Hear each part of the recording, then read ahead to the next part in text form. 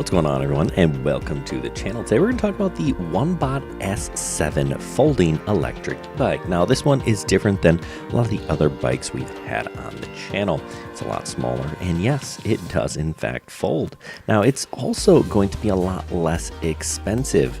You know, a lot of these bikes that we're reviewing are up over $1,000. This one starts at $430 plus we have an exclusive code down in the video description, save you another 5%. That's going to put it at roughly $407. Now we're going to talk about what we like about this bike, as well as, you know, some of the cons and things you need to think about before you consider buying. So let's get into it and find out if this S7 is for you. All right, so let's talk about what we have here. This is the Onebot S7 folding compact e-bike. And it is definitely different than some of the larger, bigger e-bikes we've had on the channel. What really makes this unique is that, well, yes, it folds and it's small. This is one of those bikes that a lot of people use to kind of finish off a commute. Maybe you take the train to work and you have maybe a half a mile to your location. You can bring this on the train, jump off, and finish on the e-bike. Also, I could see people buying these things, throwing them in campers, putting them in trunks of cars for final destinations. They're definitely a lot easier to transport than a lot of the larger e-bikes that we've reviewed on the channel. Now it is small with the 16-inch wheels. To me, it feels a lot like an electric scooter, right? It's got pedals, you can absolutely pedal it. It is a bike, but it kind of has a little scooterish feel to me. It does have a 36-volt, 350-watt motor. That's a brushless motor in the rear hub. That's tied to a 5.2 amp hour battery. It's gonna give you 16-ish miles of just pure electric riding, or 28 miles of pedal assist. Now, both of those numbers, they're definitely subject to where you're riding and how you ride and all sorts of conditions. So don't expect to get exactly those numbers. Definitely you're gonna get less than that, maybe 60-70% of those. Tops out at about 15 or 16 miles an hour, so it's not super quick. It has 3 different pedal assist modes, or 3 different speed modes. So if you're in pedal assist mode 1, not only will it help you adjust a little bit, also it kind of limits the electric throttle, which is on that right hand grip, which is kind of fun. Feels a little bit more like a motorcycle. If you go to 2 or 3, you get a little bit more assist. You also get a little bit more speed. So if it's in 2, you're not going to get that full 15-16 mile an hour top speed, but if it's in 3, you will.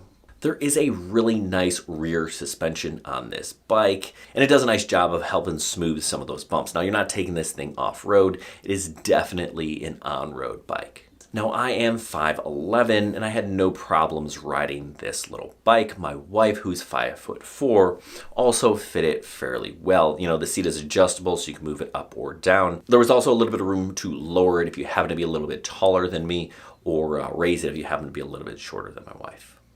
Now, I do like that it is a small, foldable unit, but it's not light, right? This bike is still 44 pounds, so even once you get it compact, you gotta be able to lift it, so you gotta keep that in mind. Now, yes, I do think it'll fit in trunks of most full-size sedans, so that's positive, but you still gotta lift it up and over to get it in, so kind of keep in mind, all e-bikes are going to be heavier than a traditional bicycle, right? We have the motor, we have the battery. Actually, the battery is where a lot of the weight is stored. So just kind of remember that all e-bikes are going to be heavy, not like some of these giant mountain bikes that I've been using. Those are 80-90 pounds. This one, about half that at 44.